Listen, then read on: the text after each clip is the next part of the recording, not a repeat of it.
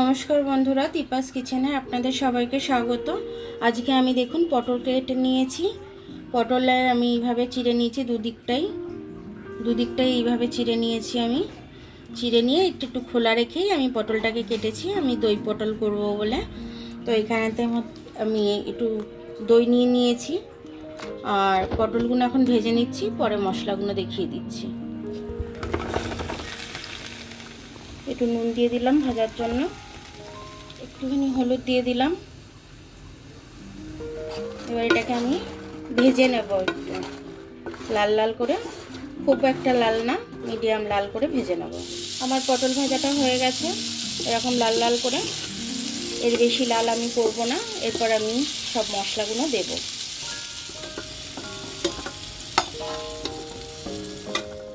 এই কাজুটা নিয়ে নিয়েছি আমি, আর এখানে আদা আর কাজুটা আমি একসাথে মিক্সিতে বেটে নেব।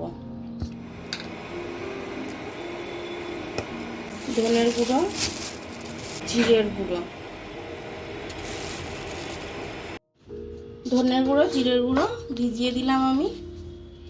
অল্প করে একটু হলুদ দেব,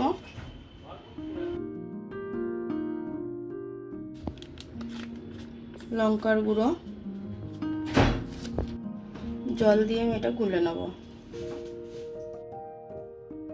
ডালচিনি আর এলাচ ফোড়ন দিলাম, এটাতে খুব সুন্দর গন্ধ ছাড়ছে। আমি এবার এটাকে, আমি মশলাটা গুলে রেখেছি, মশলাটা দিয়ে দেবো।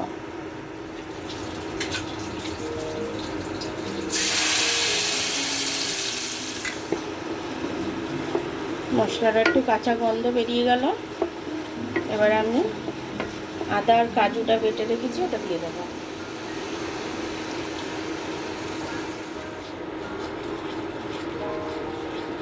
এবার এটাকে কষা নেবো আমি।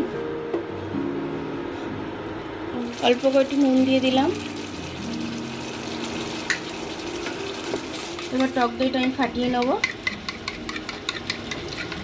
মশলাটা কষা হয়ে গেছে, তেল ছেড়ে দিয়েছে। এবার আমি পটলগুলো দিয়ে দিচ্ছি, ভেজে রেখেছিলাম। আর পটলটা দিয়ে একটু ভেজে নেবো, মশলাটা দিয়ে ভালো করে কষে নেবো। দইটা এবার আমি ফাটিয়ে রেখেছিলাম, দিয়ে দিলাম। 100 গ্রাম মতো টক দই ফাটিয়ে রেখেছিলাম, ওটা আমি দিয়ে দিলাম এর মধ্যে। এবার এটার মধ্যে একটু চিনি দিয়ে দেবো আমি, অল্প করে একটু চিনি দিয়ে দিলাম। টক দইটা দিয়ে একটু কষে নিলাম আমি। এবার আমি টক দইয়ের এইতে জলটা দিয়ে দেবো।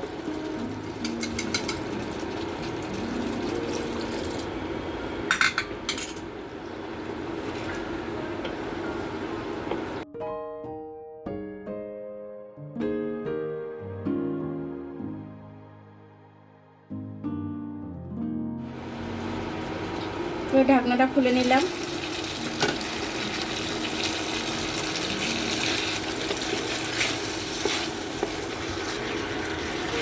এরকমই রাখতে চেয়েছিলাম আমি, এরকমই হয়েছে, একদম পারফেক্ট। এবার আমি নামিয়ে নেবো এটা।